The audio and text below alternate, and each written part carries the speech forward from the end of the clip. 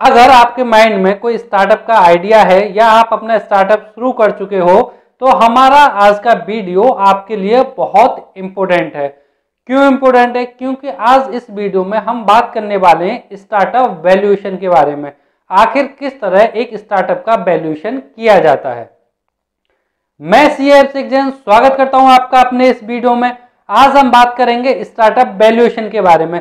आखिर startup valuation की जरूरत हमें क्यों पड़ती है? जब हमें अपने लिए को फाउंडर ढूंढना हो या हमें अपने स्टार्टअप में इन्वेस्टमेंट की जरूरत हो तो हमें स्टार्टअप वैल्यूएशन की जरूरत पड़ती है। स्टार्टअप में इन्वेस्टमेंट के लिए हम एंजल इन्वेस्टर, वेंचर कैपिटलिस्ट के पास जाते हैं तो हमारे सामने एक क्वेश्चन अराइज होता है कि किस वैल्यू पर हम अपने स्टार्टअप के लिए उनसे फंड मांगे, कि आखिर हमारी वैल्यू क्या है जो आप हमें फंड दीजिए। तो इन सब चीजों के लिए आपको वैल्यूएशन की जरूरत होती है कि आज की डेट में आप खड़े हुए हो, आपका स्टार्टअप खड़ा हुआ है तो आपकी वैल्यू क्या है। कोई आपको फंड देगा तो कितना परसेंट शेयर आप डायलूट करोगे उसके लिए।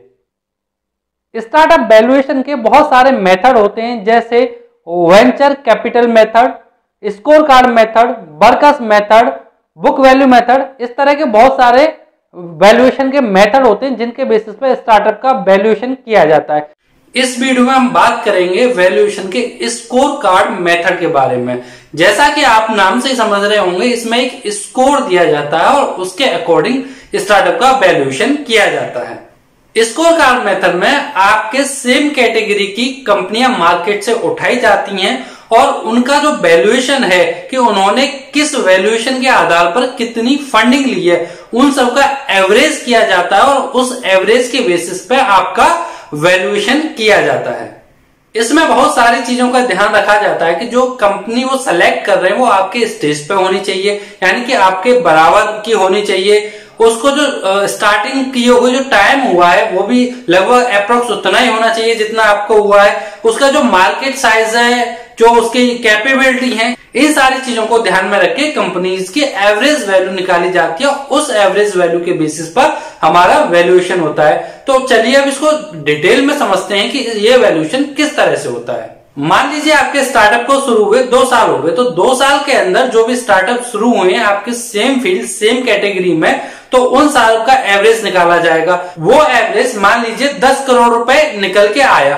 अब वेंचर कैपिटलिस्ट क्या करेगा, इस 10 करोड़ के बेसिस पर आपका वैल्यूएशन करेगा और बहुत सारे फैक्टर्स का प्लस माइनस इस एवरेज वैल्यूएशन में होगा, जैसे strength of the entrepreneur and team, scope of the opportunity, market size, competition, product, technology, patent, business model, financial model. इन सारे फैक्टर्स के बेसिस पर इसमें प्लस माइनस किया जाएगा और उसके बाद आपका वैल्यूएशन निकल के आएगा।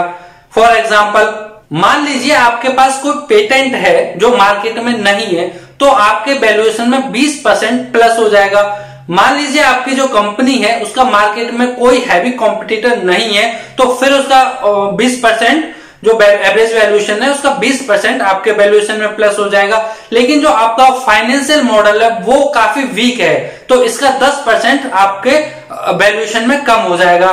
जो आपकी कंपनी है उसका आर्किटेक्चर सही नहीं है, तो उसका -5% भी आपके वैल्यूएशन में कम हो जाएगा। तो इस तरह सारे फैक्टर्स को ध्यान में रखते हुए वेंचर कैपिटलिस्ट कुछ परसेंटेज प्लस करेंगे एवरेज वैल्यूएशन में और कुछ परसेंट एवरेज वैल्यूएशन से माइनस करेंगे। उसके बाद जो वैल्यूएशन आएगा वो होगा आपके स्टार्टअप का वैल्यूएशन, जिसके बेसिस पर वेंचर कैपिटलिस्ट या एंजल इन्वेस्टर्स आपको फंड प्रोवाइड करेंगे।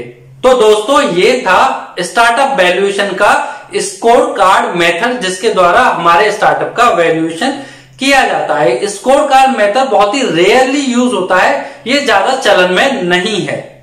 उम्मीद करता हूं आपको ये वीडियो पसंद आया होगा। अगर वीडियो पसंद आया है तो वीडियो को लाइक करो, शेयर करो, साथ ही साथ चैनल को सब्सक्राइब करो और बेल आइकन को दबाना मत भूलिए, जिससे कि सारे लेटेस्ट अपडेट आपको सबसे पहले मिले।